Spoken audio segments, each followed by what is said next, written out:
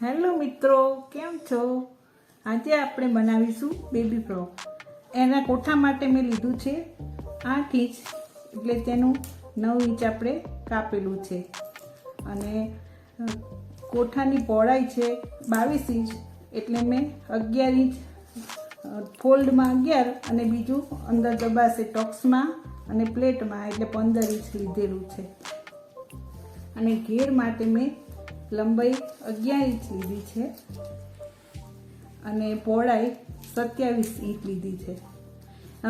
ઘેરમાં તો ગમે તેટલું કાપડ હોય તો ચાલી શકે, વધારે ઓછું. આપણે કોઠાનું કટિંગ કરીશું.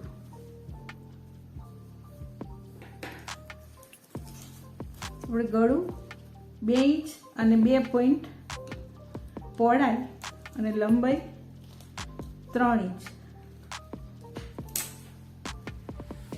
આવી રીતે ગોળ શેપમાં દોરી દેવાનું. શોલ્ડર લઈશું 3 ઇંચ લઈશું શોલ્ડર. અને આર્મ હોલનો ભાગ છે એ આપણે 4.5 લઈશું. તેને આવી રીતે દોરી દેવાનું. હવે આપણે તેનું કટિંગ કરી લઈશું. હવે આપણે ગળાનું કટિંગ કરી લઈશું.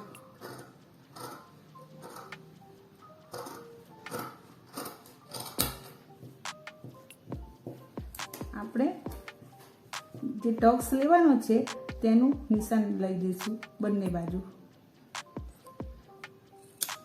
આવી રીતે 3 ઇંચ દૂર રાખી અને ટક્સનું નિશાન લઈ લેવાનું.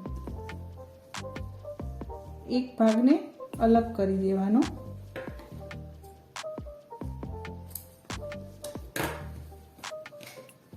અને એક ભાગમાં વચ્ચે હૂક અને આઈ માટેની પટ્ટી આવે, એટલે વચ્ચેથી આપણે કાપી નાખશું. હવે આપણે હૂક અને આઈની પટ્ટી લગાવી દઈશું.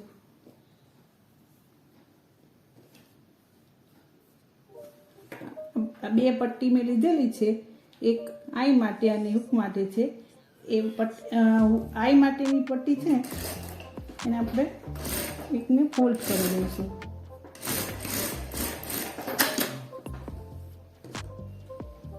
હવે આવી રીતે લગાવી દઈશું.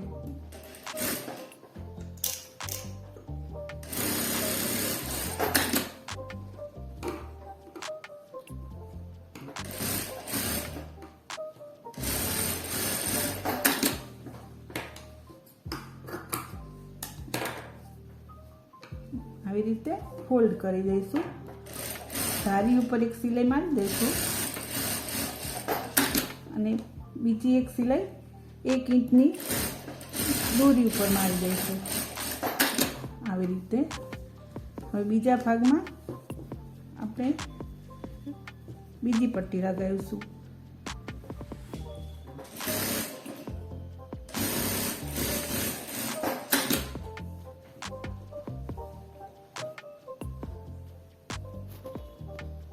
આવી રીતે ફોલ્ડ કરી દઈશું પટ્ટીને.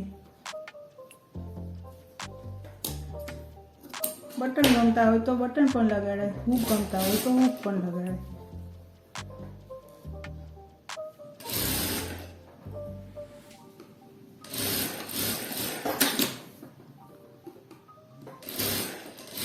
આવી રીતે ડબલ સિલાઈ મારી દઈશું.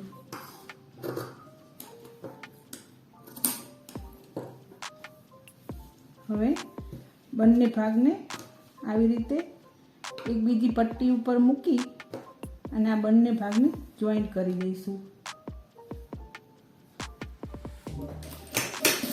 આવી રીતે થોડી સિલાઈ મારી અને 1-2 સિલાઈ ઉપર થોડું આવે અને આવી રીતના સિલાઈ મારી દેવાની, પાકું કરી દેવાનું, એટલે સિલાઈ નીકળી ના જાય. ઉપરા ઉપરી 3-4 સિલાઈ મારી દેવાની.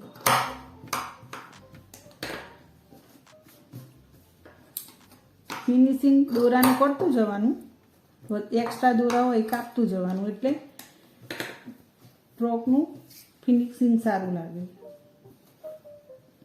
હવે આપણે ટક્સ લઈ લઈશું.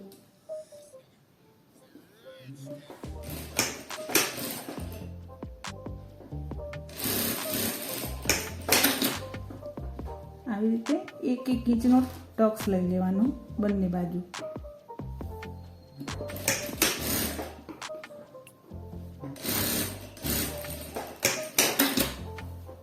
આવી રીતે આગળના ભાગમાં પણ ટક્સ લઈ લઈશું. આગળના ભાગમાં પણ મેં ટક્સ લઈ લીધા છે આવી રીતે.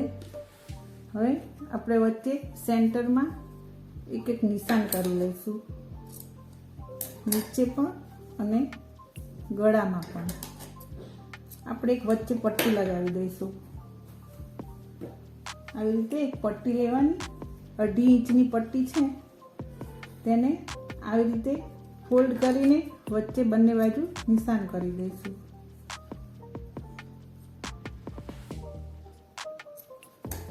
હવે એ પટ્ટીને કોઠામાં જોઈન્ટ કરીશું. આવી રીતે બંને નિશાન એકબીજાને મળી જાય તેવી રીતે રાખી અને એક મોટી સિલાઈ મારી દેવાની. આવી રીતે જે એક્સ્ટ્રા પટ્ટી હોય તેને કાપી દેવાની. હવે બંને બાજુથી અડધો ઇંચ જેટલી ફોલ્ડ કરી દેવાની.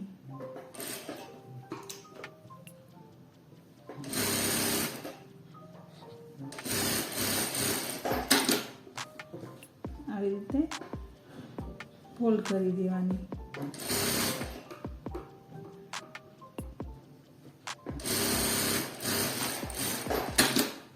આવી રીતે પટ્ટી લગાવી દેવાની અને વચ્ચે જે મોટી સિલાઈ મારી હોય એને ખોલી નાખવાની અને રિમૂવ કરી દેવાની. આવી રીતે કરવાથી પટ્ટી એકદમ સેન્ટરમાં આવશે. હવે બંનેના શોલ્ડર જોઈન્ટ કરી દઈશું. આવી રીતે બંને શોલ્ડર જોઈન્ટ કરી દેવાના. આ મારે લાઇનિંગ વાળું કાપડ છે એટલે કોઠામાં સીધી લાઇનિંગ છે અને આપણે જે આ પટ્ટી મૂકી છે તેની આડી લાઇનિંગ છે. આવી રીતના મૂકવાથી પટ્ટી અલગ દેખાઈ આવશે અને તેનું લુક સારું લાગશે. હવે આપણે ઘેર લગાવીશું. આપણે ઘેરમાં નિશાન કરી દઈશું. આવી રીતે બંને બાજુના ઘેર જોઈન્ટ જ છે એટલે બંને ભેગા રાખીને નિશાન કરી દઈશું. આવી રીતે સેન્ટરમાં એક એક નિશાન કરી દેવાનું એટલે ચપટીઓ લેવામાં સરળતા રહે. આવી રીતે અહીંયા પણ સેન્ટરમાં નિશાન કરી દેવાનું કોઠામાં. હવે આપણે ચપટીઓ લઈશું.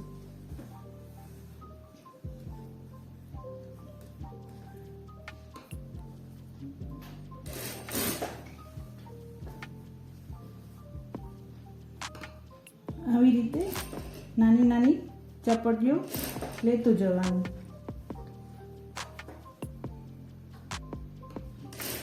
નિશાન કરેલો છે તેને જોતું જવાનું, એ પ્રમાણે ચપટીઓ લેતું જવાનું.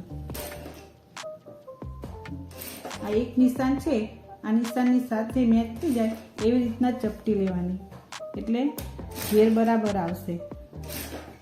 આવી રીતે નાની નાની ચપટીઓ લઈ લેવાની.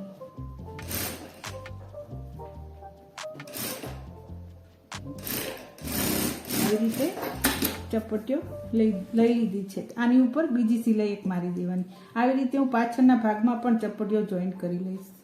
આવી રીતે બંને ભાગમાં મેં ચપટી લઈ અને ઘેર લગાવી દીધો છે. હવે આપણે બાંયમાં અને ગળામાં પટ્ટી મૂકીશું. જે અમારે બ્લેક કલરની પ્રિન્ટ છે એટલે હું બ્લેક કલરની પટ્ટી મૂકીશ. આપણે ત્રાસી પટ્ટી કાપી લઈશું.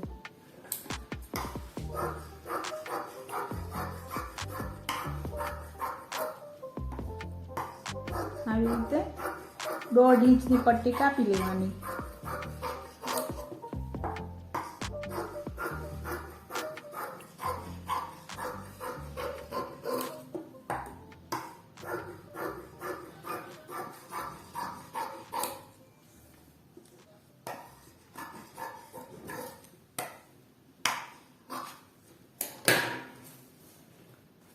આવી રીતે મેં પટ્ટીનું કટિંગ કરી લીધું છે.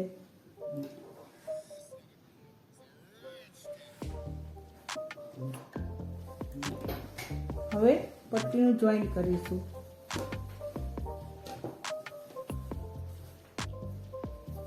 આવી રીતે પટ્ટીને ફ્રોકને નીચે મૂકવાનું અને પટ્ટીને ઉપર મૂકી આવી રીતે સિલાઈ મારી દેવાની.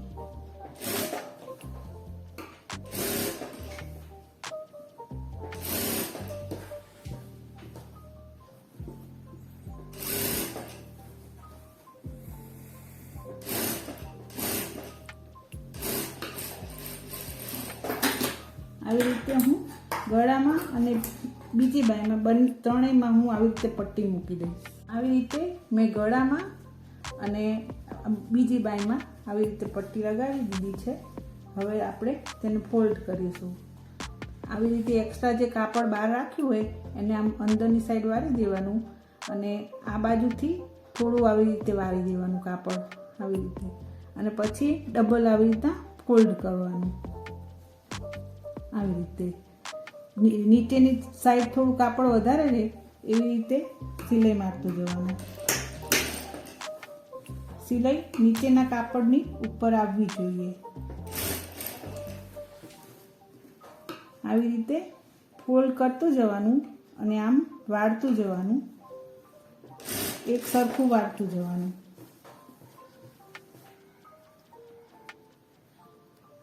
આવી રીતે વાળતું જવાનું. આવી રીતે જો પટ્ટી મૂકશો તો પટ્ટીમાં જરા પણ ખોલ નહીં આવે અને એકદમ સીધી સરસ પટ્ટી બનશે. આવી રીતે વાળતું જવાનું અને નીચે ફોલ્ડ કરતું જવાનું.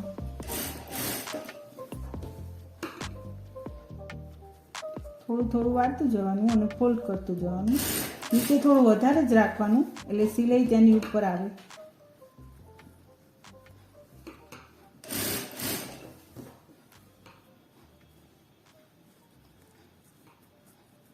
આવી રીતે વાળતું જવાનું.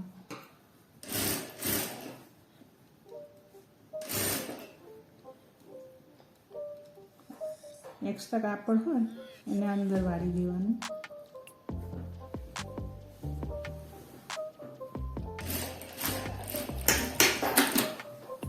આવી રીતે ગળામાં પટ્ટી મૂકી દીધી છે. આવી રીતે હું બાયમાં પણ ફોલ્ડ કરી દઈશ. આવી રીતે બાયમાં પણ મેં પટ્ટી વાળી દીધી છે. હવે આપણે બંને ભાગને જોઈન્ટ કરી દઈશું, સાઈડ સિલાઈ મારી દઈશું. આવી રીતે પહેલાં જે એક્સ્ટ્રા કાપડ હોય તેને કાપી દેવાનું. પહેલાં એક સિલાઈ મારી દેવાની. બંનેને વ્યવસ્થિત જોઈન્ટ કરી અને એક એક સિલાઈ મારી દેવાની.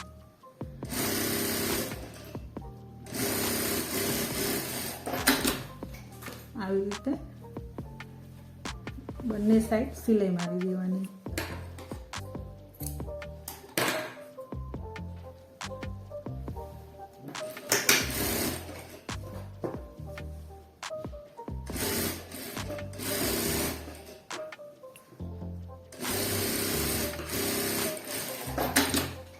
હવે આપણે જે માપ હોય તે માપના નિશાન કરી દેવાનું.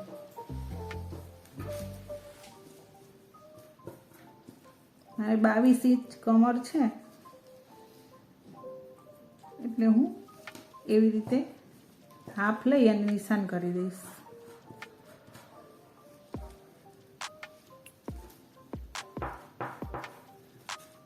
આવી રીતે નિશાન કરી દેવાના બંને બાજુ. હવે આપણે સિલાઈ મારી દઈશું.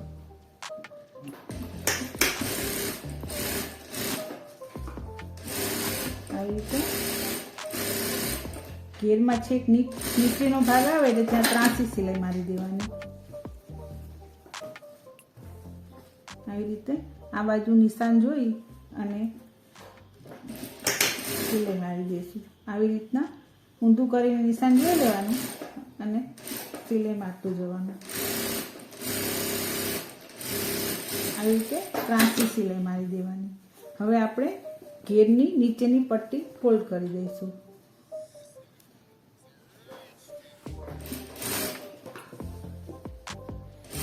જો કાપડ વધારે હોય તો મોટી પટ્ટી વળાય અને જો નાની હોય તો નાની વળાય.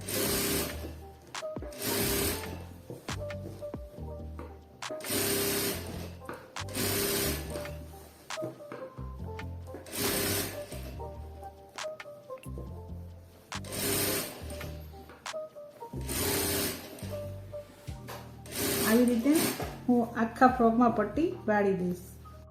આવી રીતે મેં આખા ફ્રોકમાં પટ્ટી વાળી દીધી છે. હવે આપણે ફ્રોકને સીધું કરી દઈશું.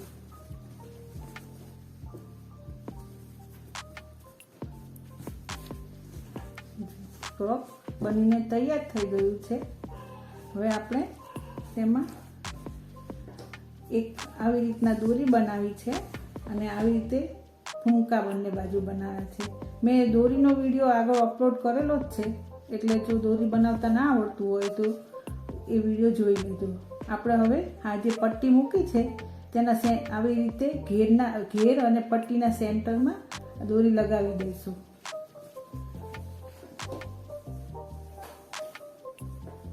આવી રીતે આમ પટ્ટીને ફોલ્ડ કરી અને એક સિલાઈ મારી દેવાની. આવી રીતે દોરીને લગાવી દેવાની.